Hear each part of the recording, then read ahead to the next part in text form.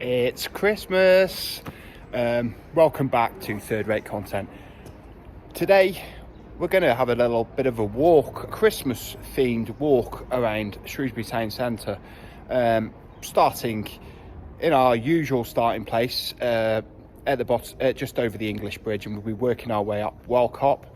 We're going to make a special detour and have a good look at the Lion Hotel exterior, see what's going on there at the moment after the recent headlines it's been making, and have a little bit of history about it. Also have, like I say, be having a look at the Christmas lights. You might notice it's daytime right now, but I'll be edgily intersecting nighttime shots into our daytime walk. Quite daring on Third Rate Content's part, but just to give you the night and day. But like I say, buckle up and I'll see you all later. Ho ho ho. Yeah, it's 2:30 in the afternoon and there is ice everywhere. Ice baby, but dangerous underfoot, so watch out if you're around Shrewsbury town centre.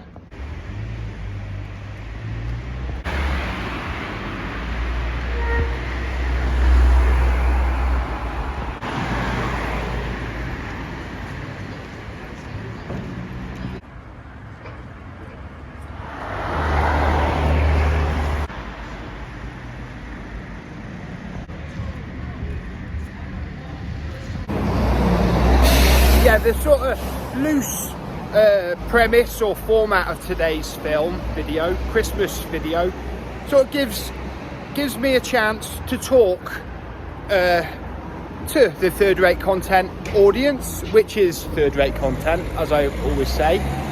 And go over the year a little bit, and I can sort of outlay possible plans for the future, and like I said, look back on 2022. So like I say, if you get bored, feel free to turn off. But I think I don't really talk that much about the channel, its history, and things that I'd like to happen. So you might find it interesting. So just listen. It's only once a year.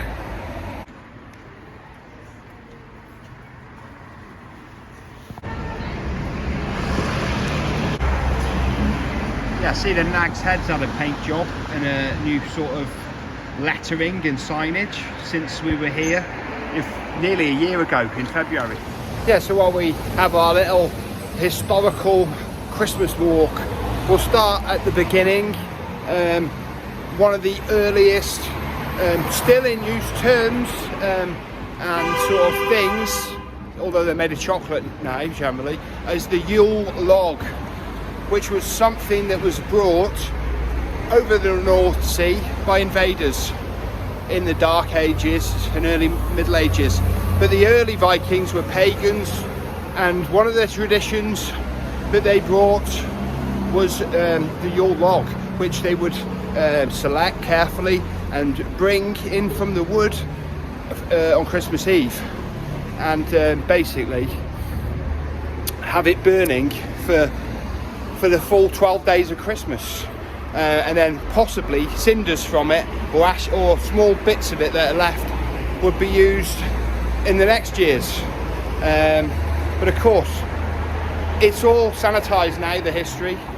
But I'm sure if you were living in the days of the Vikings, and in the northeast of England particularly, and all over England, you'd be terrified. They'd be invading every 5 minutes with axes, swords, setting everything on fire and stealing all your gold. So just be thankful we don't live in those times, but we can look back at them perfectly sanitised. But the interesting thing is, if you're living in the times of big changes and stuff going on, it can be quite confusing and scary, I suppose, for many people. So a bit of third-rate Christmas philosophy. So the Coaching Inn, the Lion Hotel, 5-star, grade 1 listed building and hotel. Yeah, it was thought that elements of the Lion Hotel date back to the 15th century, obviously, which makes it the 1400s. but the Lion Hotel very much came to prominence as a major stop on the way to Holyhead, on the old A5, Thomas Telford's coaching road. Because after the Union Act of 1800, where the 4 countries that make up the British Isles came together for the first time under one banner, the Union flag, Ireland became obviously very important. I've just got to interject there. Of course, Ireland was always important to the people who lived there, the Irish at that time, and I mean important from a London civil service standpoint, hence the need for very good communication lines in those days. And back to the film. Routes to Ireland were needed, and the route just went behind me and stopped here at the Lion Hotel on one of its last legs before Holyhead, and the ferry over to Dublin, because obviously postal routes were needed for vital communications as England and Ireland, Wales and Scotland all came together, and obviously getting over to Ireland was very important. But getting over the water has been quite the topic of conversation and debate here in England recently. Of course, this trend has very recently led to a tragedy and loss of life. Just thought I'd mention it. Yeah, with many economic migrants coming into the country via inflatable rafts, many of them have been placed into hotels around the country, and one of them has been the Lion Hotel in recent times, a 5-star grade 1 listed hotel in the centre of Shrewsbury, and it's caused quite a bit of controversy. Yeah, but this hotel that once has had Charles Darwin drinking game strikes, I hardly ever mention him, but it's also had Charles Dickens here, obviously the author of A Christmas Carol, and Piganano, the famous composer, who I can't hardly say his name.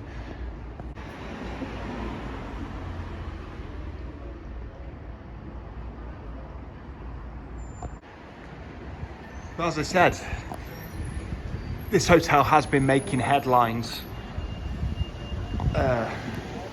in the recent week or so, and I noticed another YouTuber who has covered Shrewsbury quite a lot in the past. I haven't seen him cover it in recent years. Richard Vobes, I saw him mention it on one of his talking points videos recently.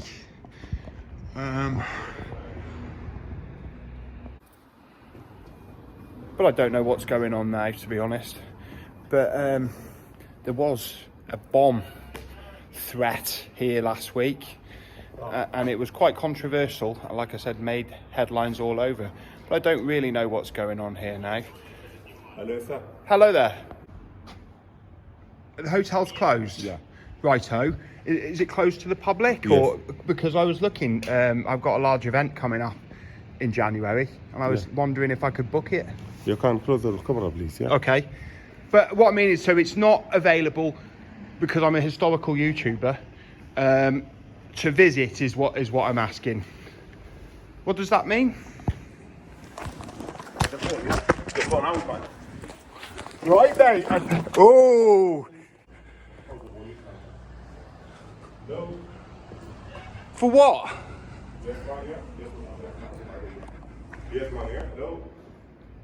Anyway, I was just doing my historical video then, and I got lunged at by an assailant.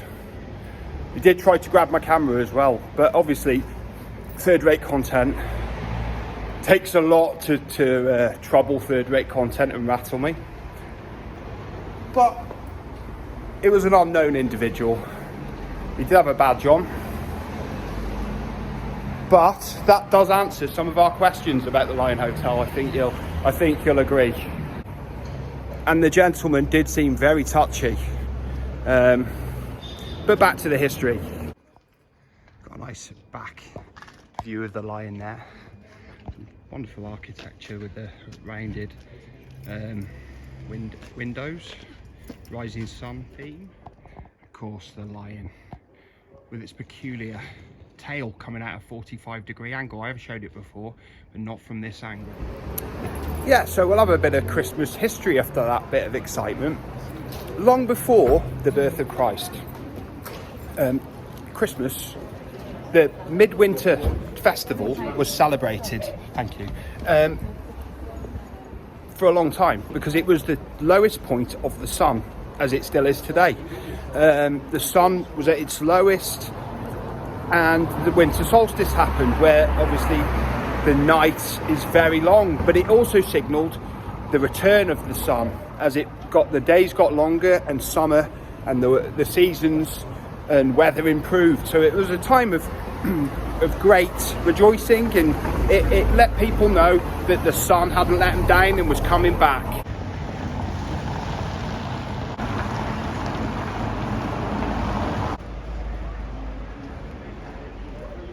High Street.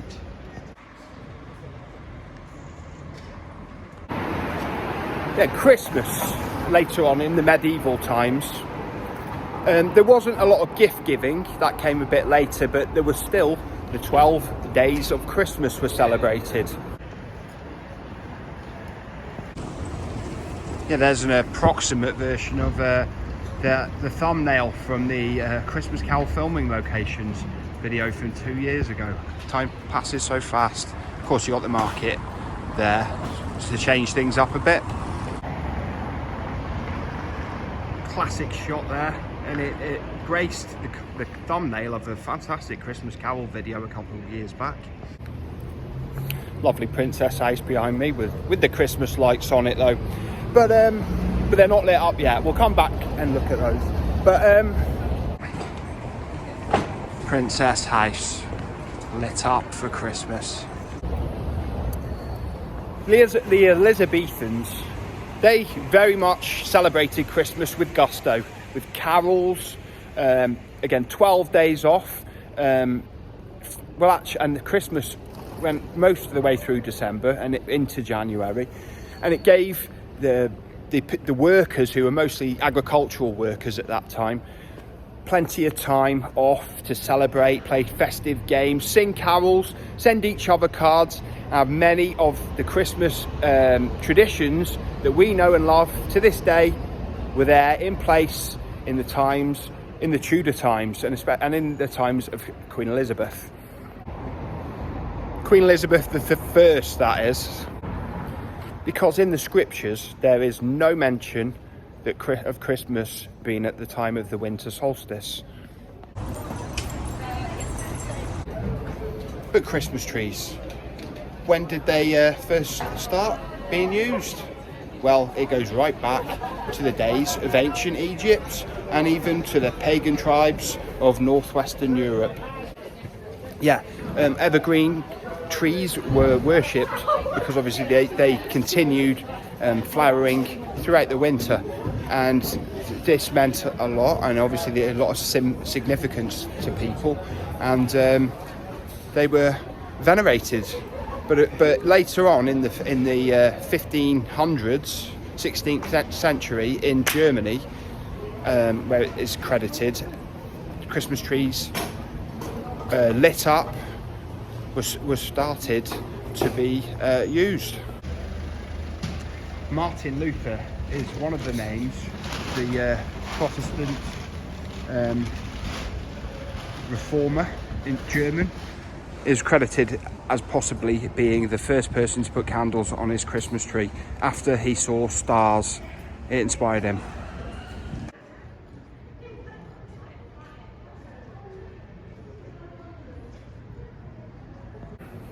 Yeah, it wasn't until the 4th century that Pope Julius I shrewdly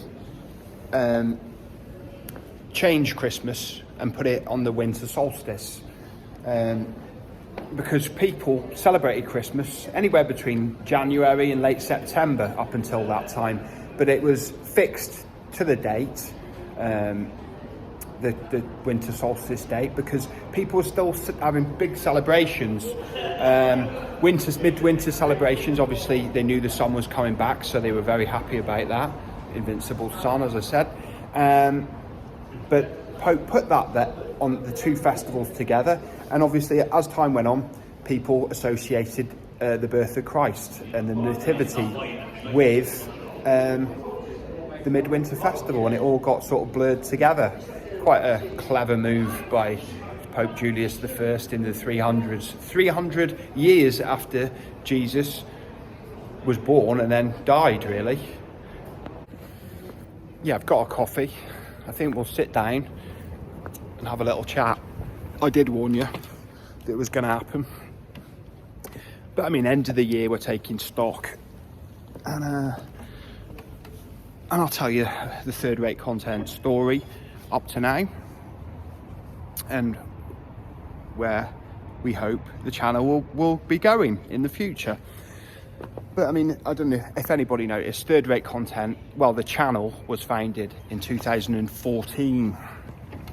Long time ago now, very long time ago.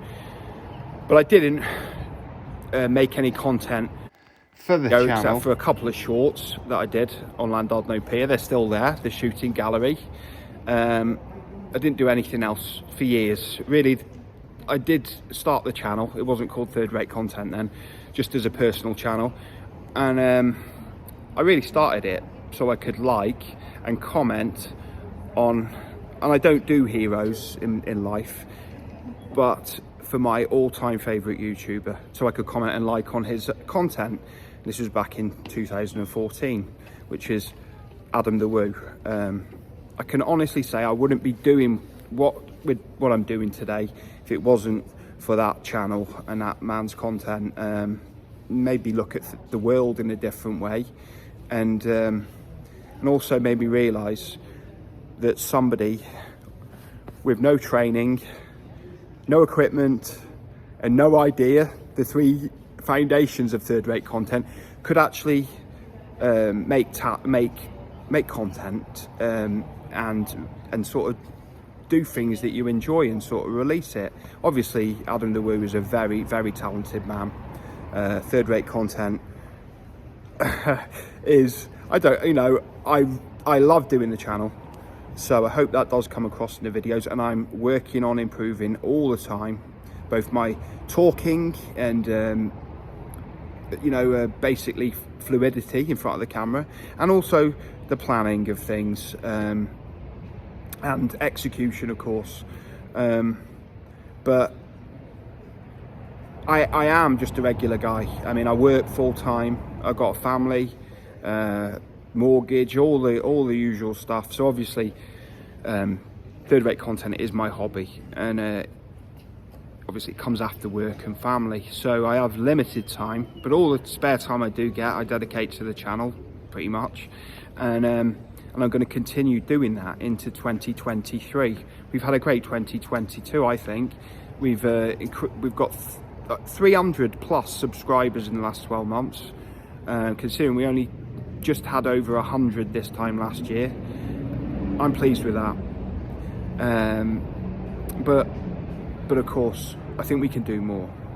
And my New Year's resolutions when it comes to New Year for the channel will be to improve my equipment a little bit, because you won't believe the shoestring that I'm bringing you third-rate content on at the moment.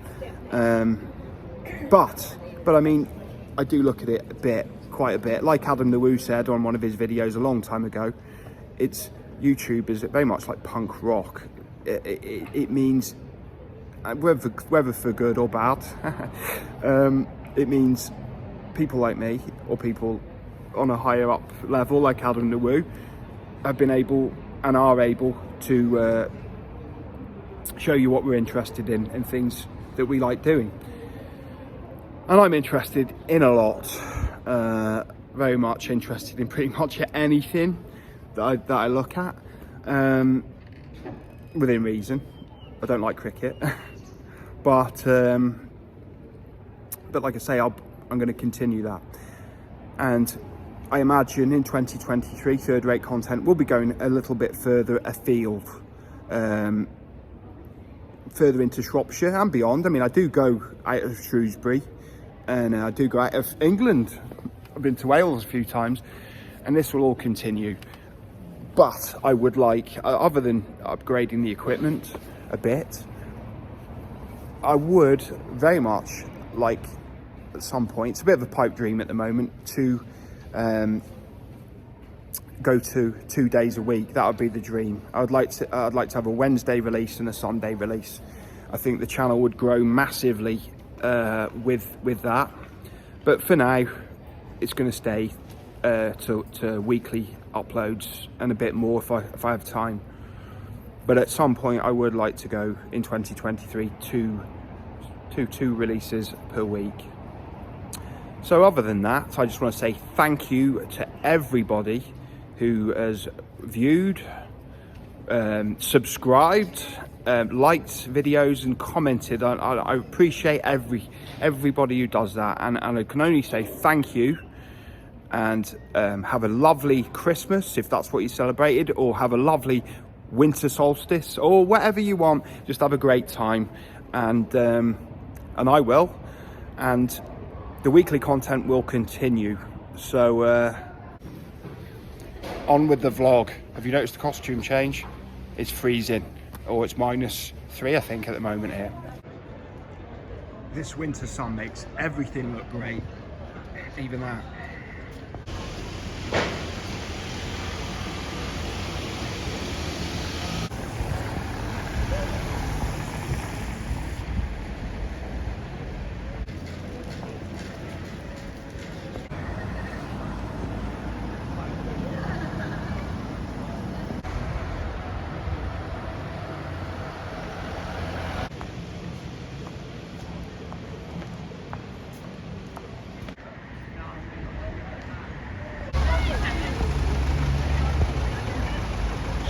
Road.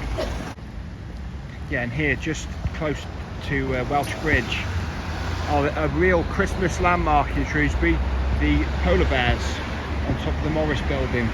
And of course, why did polar bears cope with COVID so well? Because they've isolated their whole life.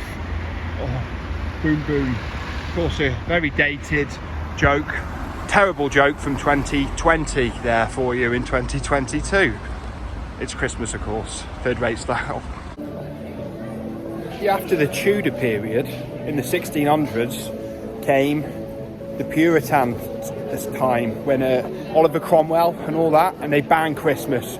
They banned any enjoyment, basically, other than going to church and reading the Bible and wearing them shirts with the round bits round them.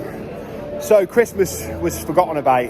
Christmas did make a bit of a comeback in the Restoration. You can read about Samuel Pepys and his 12 Days of Christmas with his presents for his wife, etc.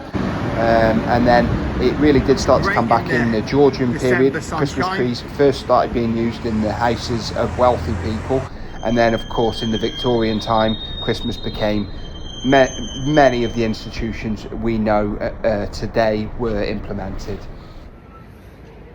So thank you for watching to the end of third rate content. We've had it all today. We've had reindeer, bears, excitement, history, current affairs, all bundled into one Christmas present. But like I always say, thank you for watching to the end.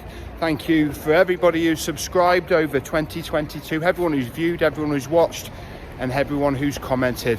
I've had a blast, and third rate content is going to continue as regular throughout the Christmas period, and I'll see you in 2023. Have a great time. And if I don't see you soon, I'll see Yule 3 times as soon.